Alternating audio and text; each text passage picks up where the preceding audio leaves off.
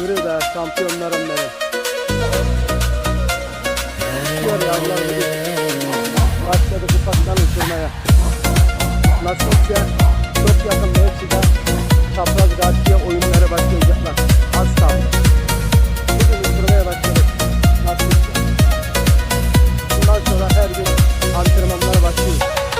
Bir gün her şey son olanda, yalan sevgiler tapanda, keder seni unutar mı, yapışar sana aldadanda. Unut geçsin dertlerini, çektiğin bes etmedi mi? Terk et artık sevmeyirse, gözyaşların bitmedi mi? Keşkeleri koy kenara, giyin hadi bak aynaya. Unut